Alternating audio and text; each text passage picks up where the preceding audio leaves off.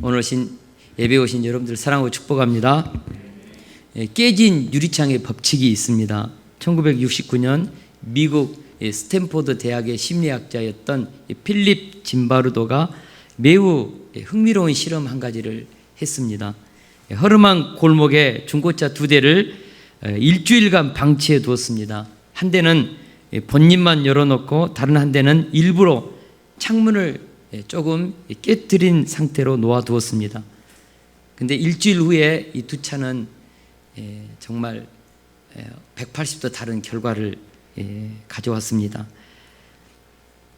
일주일 후 본닛만 열어둔 차는 어떤 변화도 없었습니다. 하지만 창문이 깨진 차는 배터리가 없어지고 또 타이어도 전부 사라지고 완전히 폐차가 되었다는 것입니다. 단지 창문이 조금 깨진 것뿐인데 사람들이 고장나서 버린 차로 생각하고 마구 약탈하고 파손해 고물차가 되어버린 것입니다. 이 실험에 사용된 깨진 창문 때문에 깨진 유리창의 법칙이 생겨났습니다. 깨진 유리창 하나를 고치지 않고 방치해 두면요, 그 지점을 중심으로 범죄가 확산되어 간다는 이론입니다. 이와 같이 사소한 것에서 무너지면 후에 그 사소한 것이 전체를 무너뜨릴 수 있다는 것입니다. 우리나라 속담에 하나를 보면은 열을 안다는 말이 있습니다. 작은 부분에 전체가 축약되어 있는 것이죠. 만약 어떤 식당에 화장실이 더럽다면 고객은 그 식당의 주방에 들어가 보지 않고도 주방의 위생 상태가 문제가 있을 것이라고 짐작해 버린다는 것이죠. 그렇습니다. 작고 사소한 문제이지만 그것을 소홀히 하면 큰 것이 무너지는 것입니다. 인생도 그렇고 사업도 그렇고 공부도 그렇고 우리의 모든 삶이 그렇다는 것이죠. 깨진 유리창의 법칙이 우리의 삶 가운데 그대로 영적인 삶 속에서도 적용된다는 것입니다. 왜 하나님께서 태중에서부터 야곱을 하나님의 구속 역사의 주역으로 선택했을까? 왜 하나님께서 에서를 택하지 않았을까? 오늘 본문은 하나님께서 야곱을 사랑하고 에서를 버린 그 이유가 잘 나타나 있습니다. 그것은 에서가 사소한 일에서 영적인 가치를 경홀히 여겼다는 것입니다.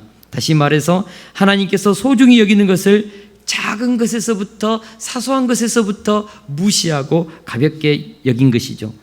될성 부른 나무는 떡잎부터 다르다는 말이 있지 않습니까?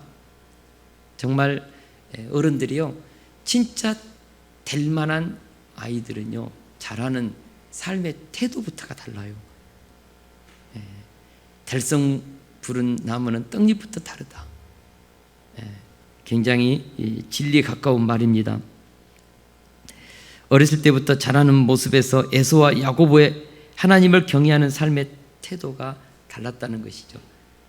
하나님은 에서와 야곱의 뼛속 깊은 곳에서부터 있는 그들의 중심을 알았다. 그것입니다. 오늘 본문에 나오는 이 깨진 창문의 법칙이 에서와 야곱의 삶에도 그대로 적용된다는 것입니다. 첫째로, 에서는 가정에서 이루어지는 신앙 교육을 소홀히 했습니다. 우리 27절 말씀을 같이 한번 읽겠습니다. 시작.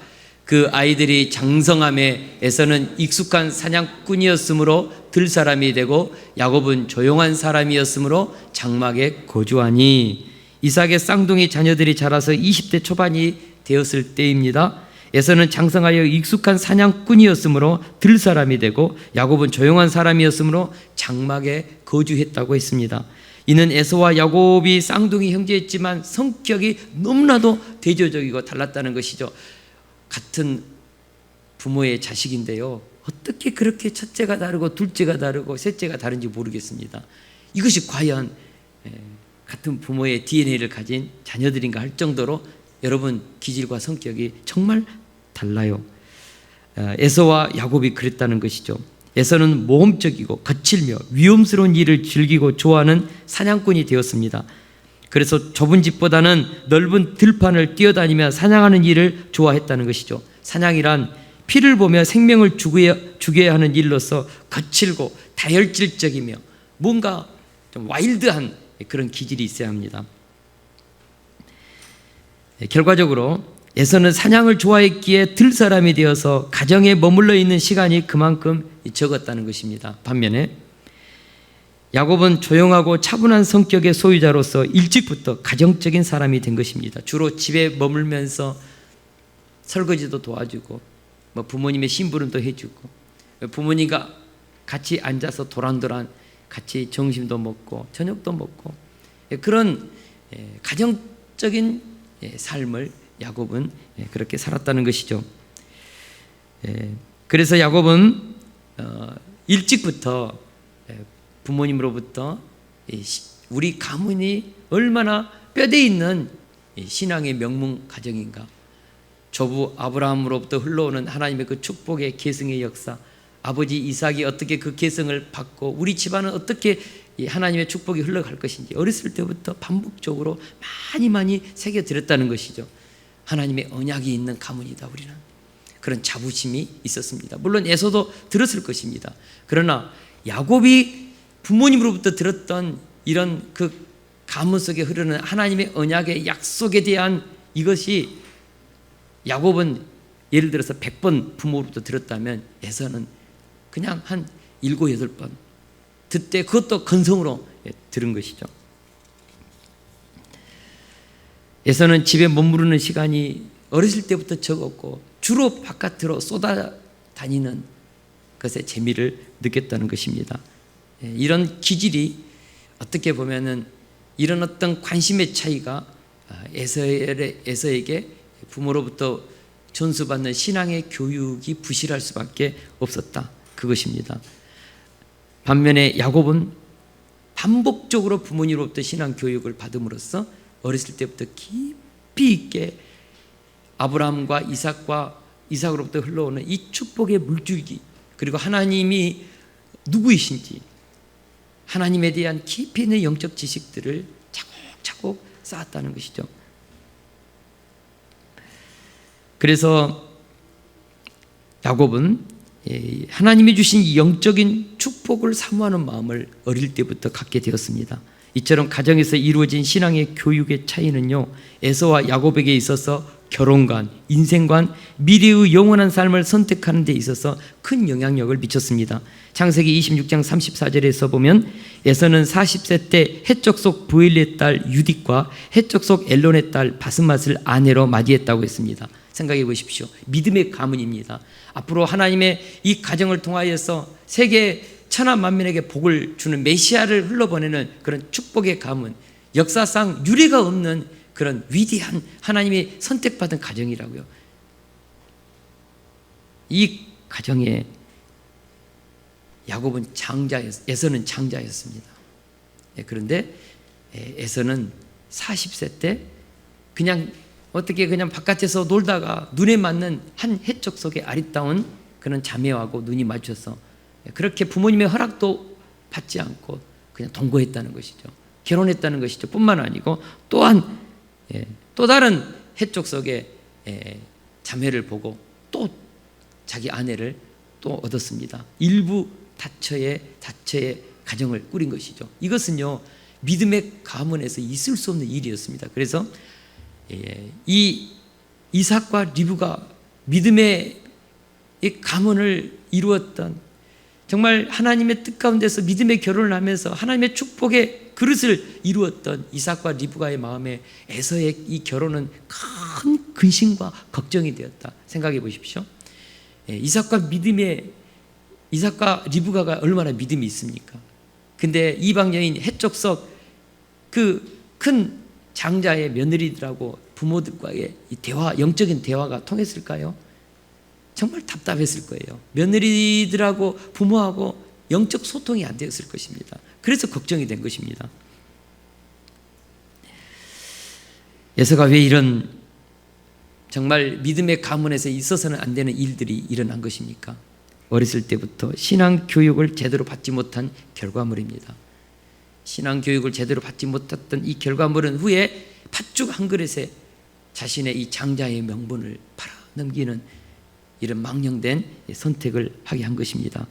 어렸을 때 이루어지는 신앙 교육은 평생의 삶에 영향력을 줍니다.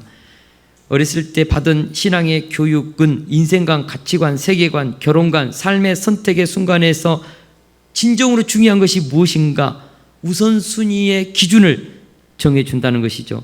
저는 우리 자녀들이 일찍부터 부모님과 함께 교회에 나오면서 하나님의 진리의 말씀을 읊조리고 알고 하나님을 예배하고 찬양하고 이런 신앙의 교육이 이들의 인생에 너무나도 소중하다. 이들의 인생의 최고의 축복이다라고 믿습니다. 신앙 교육은요, 꼭 말로만 가르치는 것이 아니라 부모님이 그 일상적인 대화에서, 식사 전에 기도하는 모습에서, 부모님들이 성경을 읽는 그 모습에서, 학가다하는 모습에서, 새벽 기도 가는 모습에서, 주일 예배를 드리는 모습에서 전부 다 자녀들의 뇌에, 마음판에 새겨지고 있다는 것입니다.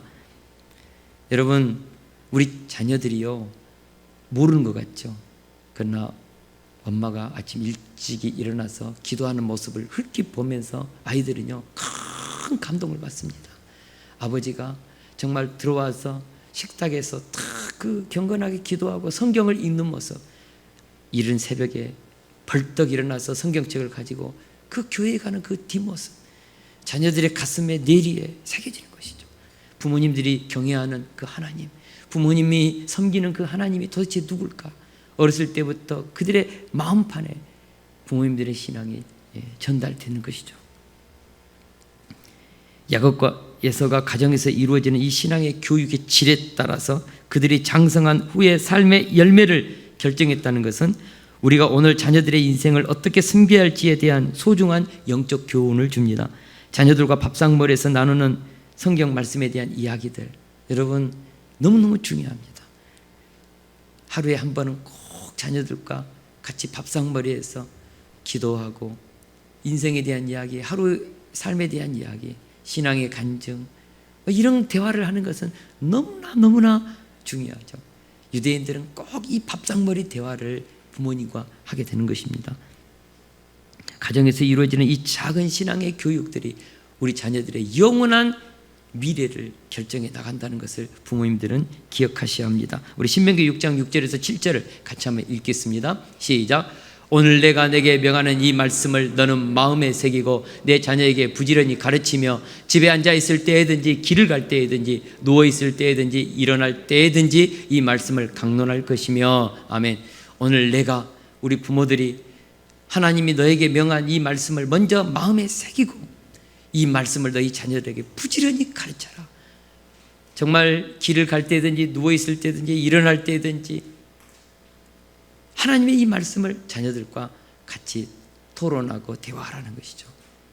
이렇게 부모님이 자녀들에게 하나님의 말씀을 가지고 서로 강론하며 가르칠 때 자녀들의 인생에 어마어마한 하늘의 축복과 그들의 영혼의 풍성함과 부요함을 내려주는 것입니다. 이들이 이 하나님의 은혜를 어릴 때부터 부지런히 받을 때에 그들의 미래는 하나님의 놀라운 기름 부심이 있는 것이죠.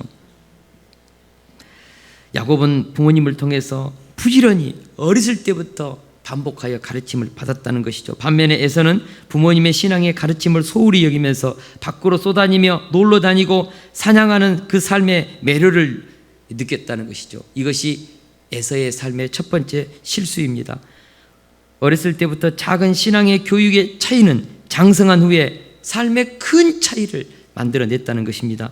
왜 하나님은 야곱을 택하여 구속사의 주역으로 쓰려고 했고 에서의 삶을 하나님의 구속 역사에 죄시킨 것입니까? 어렸을 때부터 하나님을 알고자 하고 얻고자 하는 관심의 차이에서 구별되었다는 것입니다. 이런 에서와 야곱의 작은 차이가 인생의 전체의 큰 차이를 만들어냈다는 것을 우리는 기억해야 합니다.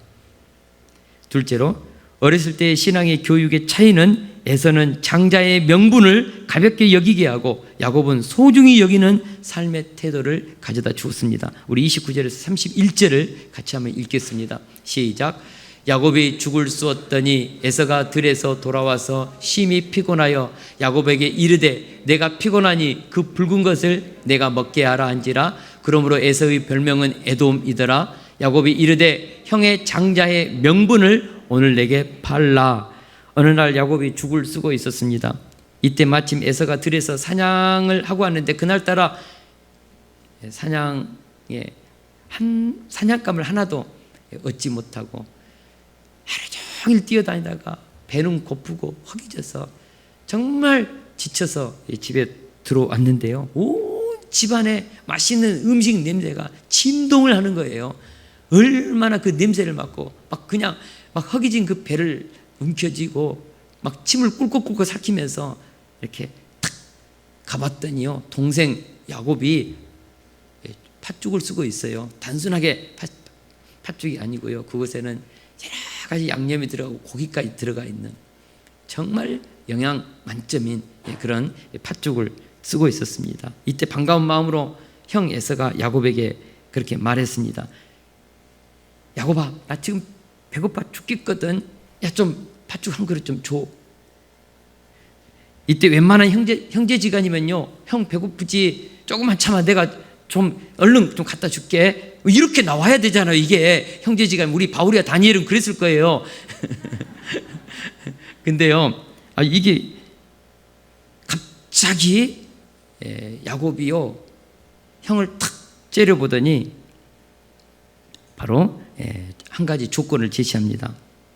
이 팥죽 먹고 싶으면 형의 장자권을, 장자의 명분을 나한테 파시오.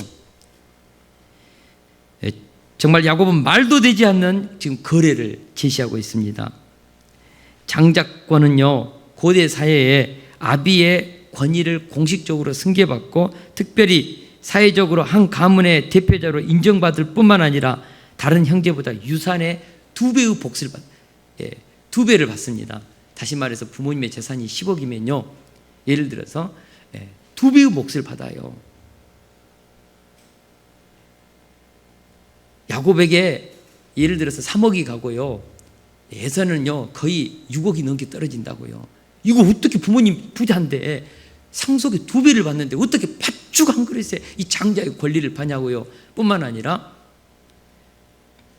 이 이삭의 가정은요, 언약의 가정입니다. 아브라함으로부터 천한 만민에게 복을 주고 가나안 땅을 하나님으로부터 이 땅을 받는 복뿐만 아니고 큰 민족의 조상이 되고 메시아를 흘러보내는 그런 뼈대 있는 인류 역사에 있어서 하나님의 구속사에 눈길이 있는 어마어마한 그런 가정이라고요. 이 가정의 장자권입니다. 장자권. 이것을 어떻게 팥죽 한 그릇에 정말 그 장자권을 내놓으라고 하면 눈을 그냥 꼬나보면서 이 도둑놈아, 어떻게 그런 조건을 나한테 제시하냐고, 그러면서 뒤돌아서야죠. 근데 중요한 것은 지금 야곱이요, 형 에서에게 이 팥죽 한 그릇으로 장자의 명분을 사고 싶은, 이건 진심이었습니다. 야곱의 그 열망이었습니다. 왜 야곱이 이런 열망을 가지게 되었을까요? 야곱은 아버지 이삭과 어머니 리브가로부터 자신의 가문이 어떤 가문인가를 어렸을 때부터 귀에 못이 박히도록 듣고 자란 것입니다.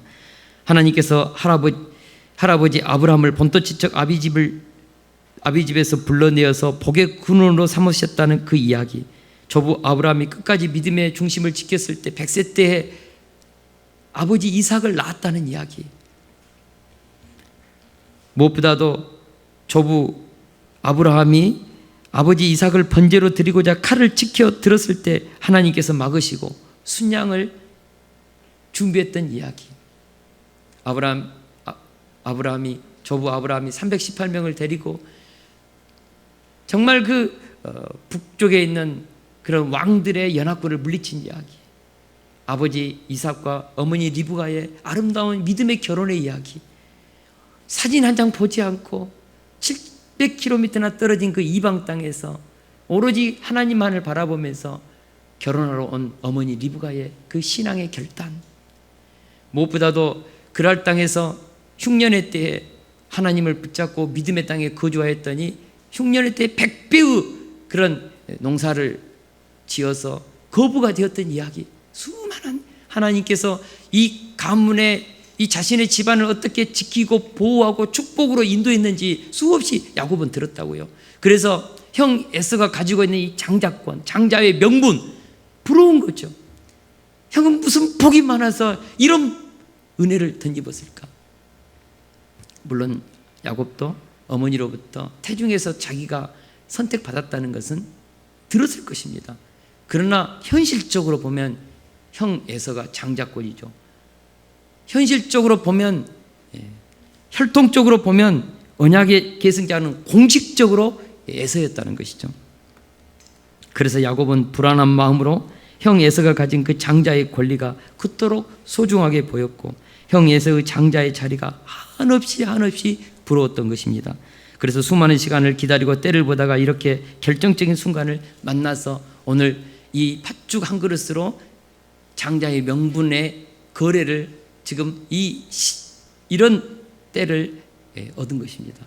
제가 생각해 볼 때 야곱이 의도적으로 노렸을 이 환경을 만들었을 그런 것이 다분하다 합니다. 에서가 생각할 때 다소 장난스러운 제안이었지만 야곱은 진심을 닮은 거래를 제안한 것입니다. 물론 형이 팥죽 한 그릇에 장자의 명분을 판다고 해서 그 거래가 공식적으로 효력을 발휘하는 것은 아닙니다. 어떻게 보면 이 둘 사이에서 말로만 오고 가는 소꿉놀이 같은 그런 거래죠. 에서는 귀로 듣고 뭐 근다고 해서 뭐 내 장자의 명분이 네한테 가는 것도 아니고 배고픈데 뭐 속으로 그렇게 생각했을지 모르겠습니다. 중요한 것은 에서가 어떻게 반응했는가, 이 거래에 대해서 우리 32절을 같이 한번 읽겠습니다. 시작. 에서가 이르되 내가 죽게 되었으니 이 장자의 명분이 내게 무엇이 유익하리요. 에서는 자신이 좀 배가 고파서 시장한 것을 가지고 죽게 되었다고 엄살을 떨고 있습니다. 사실 팥죽 한 그릇을 안 먹는다고 죽을 처지는 아닙니다. 무슨 10일 금식한 것도 아니고 20일 금식한 것도 아니고 오늘 하루 잠깐 좀 쏘다니다가 사냥하고 배가 고팠을 뿐이죠. 허기질 뿐이죠. 그럼에도 불구하고 죽게 되었다고 엄살을 떠는 에서의 모습을 우리는 보게 되죠. 그는 순간적인 육신의 배고픔의 욕구를 참지 못하고 죽게 되었다고 말했습니다. 무엇을 말하는가? 육신의 욕구를 참지 못할 정도로 충동적이고 무절제한 자였다는 것이죠. 왜 에서가 이토록 쉽게 어마어마한 장자의 권리를 팥죽 한 그릇에 팔려고 했습니까? 한마디로 말하면 육체의 욕망에 굴복당했기 때문입니다. 한마디로 말해서 에서는 육적인 것을 영적인 것보다 더 소중하게 여기는 가치관을 가지고 있었다는 것입니다. 지금 당장 자신의 배고픔을 해결하는 것이 장자의 명분보다 더 소중하다고 여겼기 때문에 이런 결정을 내린 것입니다. 이것은 더 나아가 에서가 육적인 만족을 하나님의 복보다도 더 귀하게 여겼음을 보게 됩니다. 왜 이런 일이 에서에게 일어난 것입니까? 먼저는 신앙 교육의 부재입니다. 앞에서도 말했듯이 에서는 밖으로 나돌아다니는데 많은 시간을 활용했습니다. 부모님으로부터 신앙 교육을 건성으로 들었고 그 마음에 하나님에 대한 언약의 소중함이 없었습니다. 조부 아브라함이 가진 그 약속의 가치, 아버지 이삭이 가지고 있는 언약의 계승자로서 축복의 그 삶의 자리의 소중함을 몰랐습니다. 자신이 현재 이 가문, 아브라함의 가문, 이삭의 가문의 장자로서 천한 만민에게 복을 나눠주는 하나님의 구속사의 영원한 구속사의 심지어는 예수님까지도 오게 되는 이 어마한 이 영적 축복의 계승의 자리에 이 위대함을 에서는 깊이 있게 인식하지 못했다는 것이죠. 그는 사냥꾼으로서 들 사람이었던 관계로 영적인 장자권의 복에 대해서 별로 신경 쓰지 않았습니다. 그날 잡은 사슴 한 마리, 그날 사냥한 꽁 한 마리, 현재 누리고 있는 세상의 재미가 더 흥미롭게 여겨졌다는 것입니다. 어떻게 보면 에서는 먹고 사는 문제, 현실 문제에 대해서 더 민감했습니다. 반면에 영적인 것에 대해서는 별로 신중하지 못했습니다. 보이지 않는 영적인 장자권, 물론 육적으로는 두 배의 유산을 얻는 것이지만 지금 야곱이 가지고 있는 이 영적인 장자권의 그 깊이 있는 하나님의 그 놀라운 축복의 세계를 에서는 깨닫지 못한 것입니다. 내가 배고파 죽게 생겼는데 이 장자의 명분이 나에게 무슨 유익이 있느냐는 것입니다.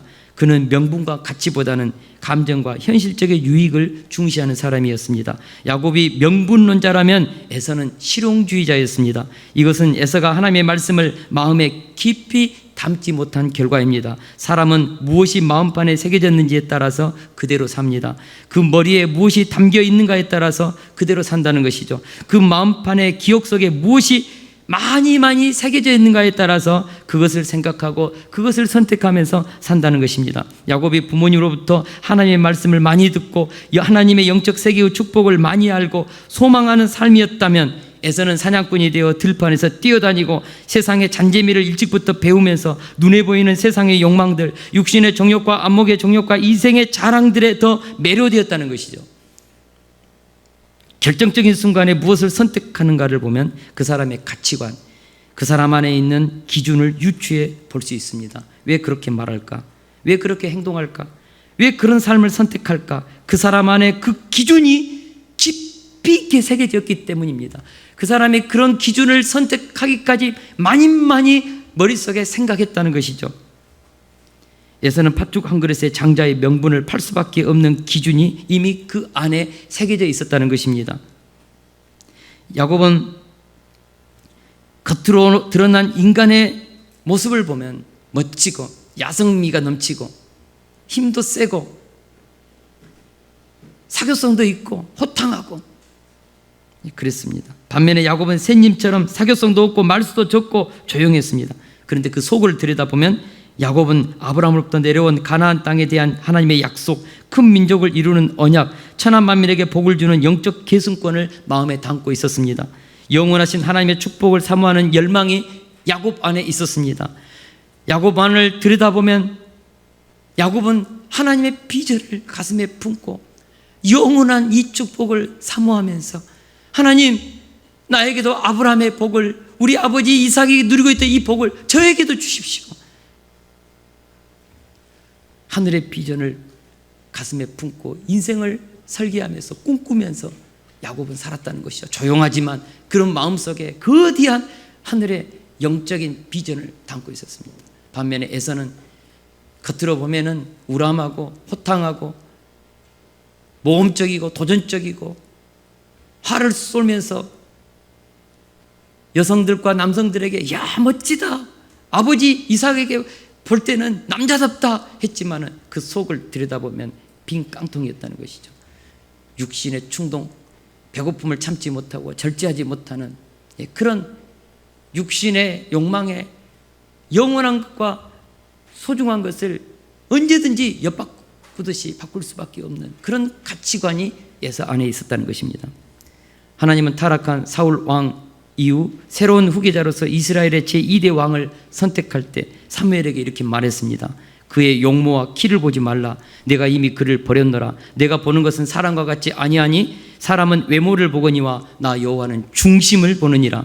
하나님은 사람의 용모와 키와 인간 조건을 보지 않는다는 것입니다. 하나님은 우리 영혼 깊은 곳 마음에 새겨진 그 중심, 우리가 소중히 여기는 선택의 그 기준을 보고 계신다는 것이죠.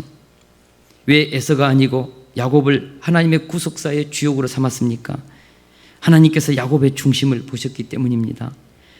야곱의 중심에 하나님을 경외하는 마음, 하나님의 약속을 소중히 여기는 마음, 영원한 하나님의 축복을 사모하는 마음을 보셨기 때문입니다. 왜 에서가 아닙니까? 겉모습은 남자답고 호탕하고 호연지기가 넘쳤지만 그 마음의 중심은 육체의 욕망을 거슬려서 살만한 힘이 없었다는 것이죠.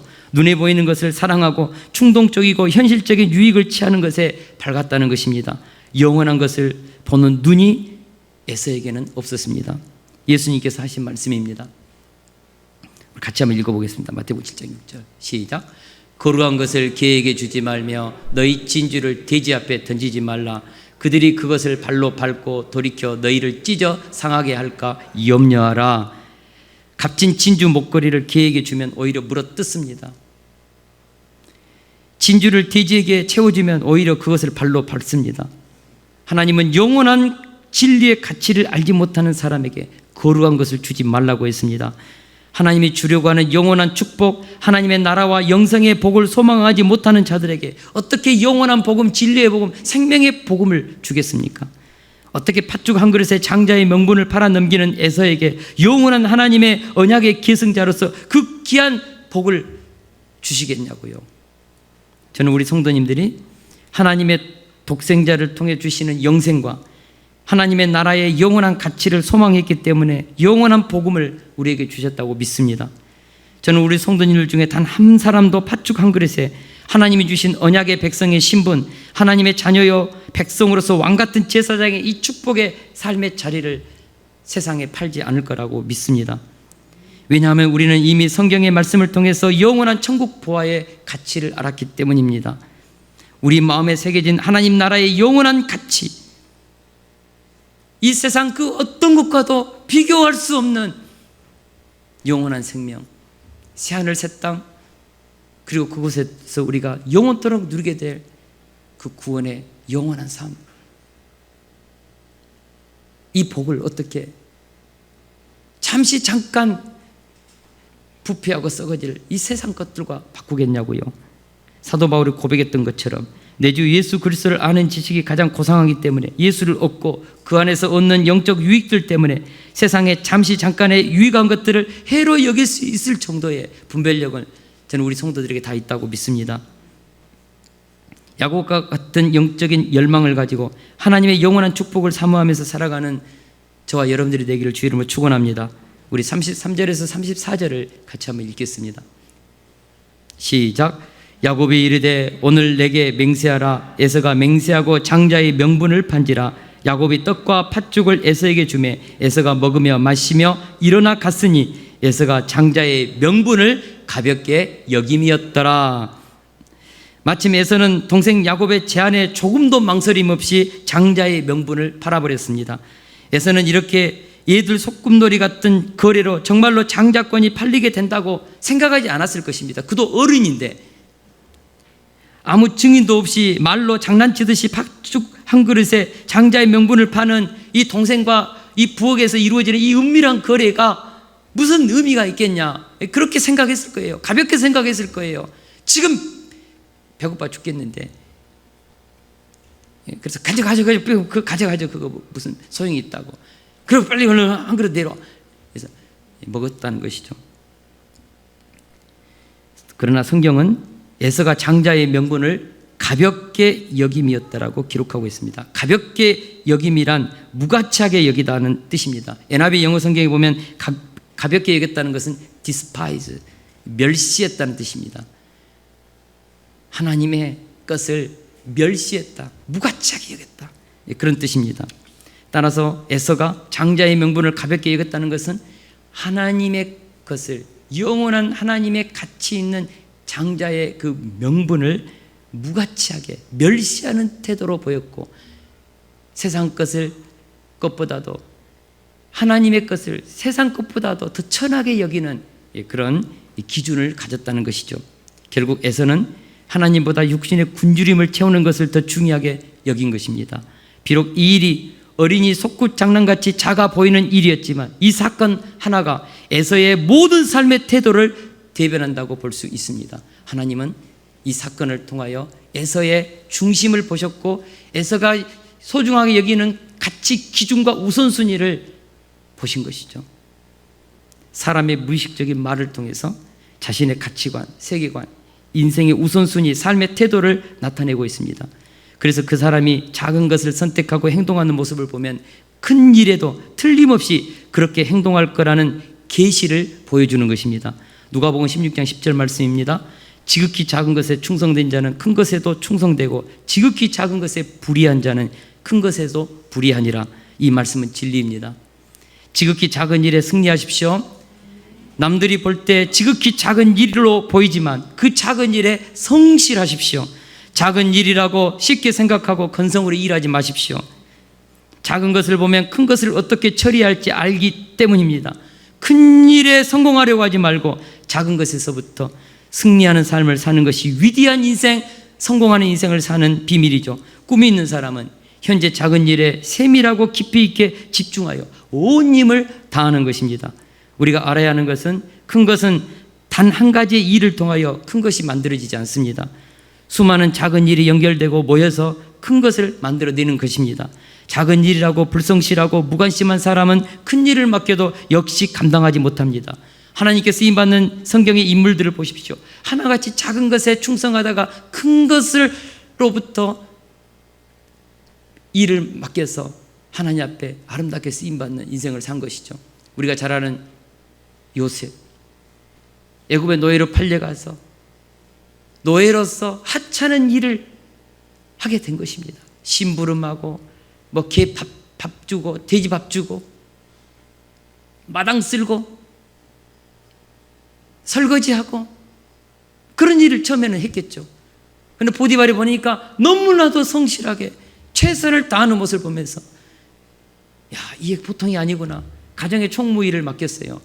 최선을 다해서 섬겼습니다. 그러다가 애굽이라는 거대한 세계 최강의 나라의 총리로서 수많은 민족을 생명을 살리는 생명의 부양자의 인생을 살게 된 것이죠.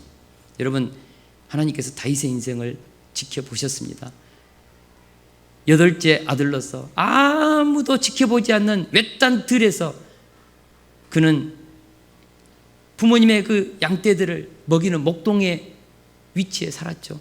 그러나 아무도 없는 그 외로운 들판에서 사자가 오고 곰이 와서 양떼들을 잡아가고 물어뜯으면 돌팔배지로 그 사자의 그 발톱에서 양들을 찾아내는 목숨을 걸고 그 일을 했다는 것이죠. 하나님의 불꽃 같은 눈동자가 다윗의 그 아무도 보지 않는 그 들판에서 최선을 다하는 그 다윗을 기뻐 보신 것이죠. 야, 네가 이스라엘의 왕이 되면 네가 이와 같이 하나님의 양떼들을 섬기겠구나. 다윗, 내 마음에 맞는 다윗. 하나님이 기억해 두고 계셨고 다윗을 마음에 염두에 두고 계셨죠. 사랑하는 동역자 여러분, 우리 하나님은요, 우리가 하는 그 작은 일에 어떻게 하는지 지켜보고 계신다는 것입니다. 에서는 팥죽 한 그릇으로 장자의 명분을 팔려는 동생 야곱의 속군놀이 같은 거래에 생각 없이 응했고 생각 없이 팔았고 오직 자신의 배고픔을 해결하는 것에 집중했습니다. 34절에 보면 에서의 모습은 4가지 동사로 표현됩니다. 먹으며 마시고 일어나서 갔다. 생각해 보십시오. 그래, 밖에 동생이 팥죽을 갖다 줬어요. 급히 먹고 옆에 있는 물을 그냥 꼴깍꼴깍 마시고 일어나서 그냥 갔다. 4가지 동사, 먹으며 마시고 일어나 갔다. 진지함이라고는 조금도 찾아보지 못하는, 신중함이라고는 조금도 찾아보지 못한 육신적이고 충동적인 먹고 마시고 일어나 갔다. 이게 에서의 삶의 지극히 작은 것이지만 전반적인 태도였다는 것입니다. 에서는 생각이 얕은 것입니다. 장자의 명분에 대한 깊은 이해가 없는 것입니다. 오늘 이 행동이 앞으로 자신의 미래에 어떤 운명이 올지 생각하지 못했습니다. 만약 에서가 장자의 명분 안에 든 하나님의 영원한 축복을 알았다면 동생 야곱의 거래에 야, 기분 나쁘다. 어떻게 이 도둑 같은 거래를 나한테 제안하냐. 생각해봐라. 우리 부모님 부자인데 100억대 부자인데 나한테는 2배의 몫이야. 2배의 몫. 어떻게 팥죽 한 그릇에 이 장자의 명분을 파냐. 하늘의 복을 내가 이 땅을 기업으로 받는 이 어마어마한 언약의 이 계승자로서 야, 내가 어떻게 이 따위 팥죽에 내가 배고프다고 이런 것에 내가 팔겠냐. 야, 농담이라도 이런 말 하지 마라. 내 동생 맞아. 이러면서 눈을 꼬라보면서 저 같으면 갔을 것 같아요. 그런데 야곱은, 에서는 동생 그런 야곱의 제안에 응해요. 팥죽 한 그릇에 지금 배고픈데 뭔 이게 장자의 명분이 필요하냐. 그렇게 대답했다는 것입니다. 에서는 그 정도로 생각할 힘이 없었다는 것입니다. 겉은 우람하고 털로 뒤덮인 야성미가 넘치는 사나이요, 사냥에 익숙한 힘센 장군과 같은 기상을 가졌지만 생각의 깊이는 어린아이 수준이요 유치하고 가벼웠다는 것입니다. 오늘날에도 많은 사람들이 에서와 같은 가치관을 가지고 삽니다. 영생과 하나님의 나라, 하나님의 자녀로서의 명분, 신자로서의 아이덴티티를 우습게 생각합니다. 당장 배고프고 직장과 사업이 힘든데 무슨 놈의 장자의 명분이냐. 신앙생활도 다 경제적으로 안정되고 먹고 사는 현실 문제가 해결된 다음에 신앙생활은 생각할 일이지. 세상적으로 생각하면 맞지요, 이것이. 그러나 하나님은 너희는 먼저 그의 나라와 그의 의를 구하라고 했습니다. 사람이 떡으로만 사는 것이 아니라 하나님의 입으로부터 나오는 말씀으로 산다고 말씀하셨습니다. 결국 세상적인 것을 먼저 채우기 위해서 영적인 것들을 경홀히 여기는 실제적인 에서와 같은 많은 그리스도인들이 있다는 것이죠. 히브리서 12장 16절에서 17절은 이렇게 말씀하고 있습니다. 우리 같이 한번 읽겠습니다. 시작. 음행하는 자와 혹 한 그릇 음식을 위하여 장자의 명분을 판 에서와 같이 망령된 자가 없도록 살피라. 너희가 아는 바와 같이 그가 후에 축복을 이어받으려고 눈물을 흘리며 구하되 버림받아 회개할 기회를 얻지 못하였느니라. 성경은 에서를 망령된 자라고 평가하고 있습니다. 그가 후에 눈물을 흘리며 구하되 회개할 기회를 얻지 못했다고 말하고 있습니다. 지금 당장은 입에 맛있고 배부른 팥죽 한 그릇이 더 소중할 수 있습니다. 그러나 정말 결정적인 순간에 나를 구원하는 것은 팥죽 한 그릇이 아니라 장자의 명분이요 신앙의 지조요 영적인 가치관인 것입니다. 가룟 유다는 예수님의 제자의 명분을 은 30에 팔아버렸습니다. 사랑하는 동역자 여러분, 깨진 유리창처럼 지극히 작은 것에서 우리 신앙의 축복이 무너지고 있지는 않습니까? 지극히 사소한 것에서 하나님의 축복을 놓아버리고 세상 것을 취함으로써 하나님이 준비하시는 삶의 형통, 영원한 복을 내버리고 있지는 않습니까? 에서처럼 소꿉장난 같은 상황에서 무의식 중에 하나님 것을 놓아버리고 세상의 유익을 얻고자 팥죽 한 그릇의 실수를 우리는 반복하고 있지는 않습니까? 우리가 에서와 같이 현실적이고 실용적인 세속적 가치관 때문에 영원한 하늘의 신령한 복을 팥죽 한 그릇에 파는 그런 실수를 우리가 범하지 않기를 기도합니다. 사소한 것에서 승리함으로 인생의 큰 것에서도 우리가 승리하는 저와 여러분이 되기를 기도합니다. 제가 이 말씀을 묵상하면서 나에게 장자의 명분은 뭐냐? 하나님은 저에게 목회자의 이 권리를 주었습니다. 목회자의 이 장자의 명분을 제게 주었습니다. 이 목회자의 영광스러운 자리, 천사도 흠모하는 내 생명보다도 소중하는 이 목회자의 말씀을 선포하고 가르치고 하나님 앞에 예배를 준비하고 인도하는 이 어마무시한 이 장자의 명분을 내가 정말 작은 세상의 그것 때문에 이것을 엿바꾸듯이 바꾸는 부모님의 그 결혼 폐물을 그 엿을 바꿔 먹는 그 속 없는 아이들과 같은 짓을 내가 하지 말아야겠다. 하나님이 주시는 이 어마한 영적인 이 축복의 자리를 감정에, 육신의 정욕에, 세상에 한번 지나가는 헛된 것에 바꾸는 우를 범하지 말아야겠다. 다시 한번 제 마음을 싸매고 다시 한번 하나님 앞에서 하나님이 제게 주시는 이 축복의 자리를 정말 소중히 여기야겠다. 그런 마음을 갖게 됩니다. 사는 우리 성도님들에게도 우리 각자에게 하나님이 주신 장자의 명분이라는 게 있습니다. 우리에게 주는 그 소중한 삶의 영적 축복의 자리라는 것이 있습니다. 그 자리, 남들이 볼 때는 아무것도 아닌 것 같죠. 세상 사람들이 볼 때는 교회에서 가지고 있는 그 집사의 직분, 뭐 찬양 인도하는 자리, 뭐 기도하는 그 자리, 그게 뭐라고? 그러나 하나님이 보실 때 그것은 우리에게 영원한 축복으로 연결하는 소중한 영적 계승자로서의 영적인 축복에 우리들에게 그런 권리들입니다. 이것을 우리가 소중히 여기고 작은 것에서 하나님께 우리의 중심을 드리는, 그래서 영원한 하늘의 복과 이 땅에서도 하나님 우리의 삶 가운데 영원히 우리의 가정과 자녀들과 미래를 책임지는 그런 은혜를 이 땅에서도 받는 저와 여러분이 되기를 주의 이름으로 축원합니다. 우리 찬양하고 같이 기도하는 시간 갖겠습니다.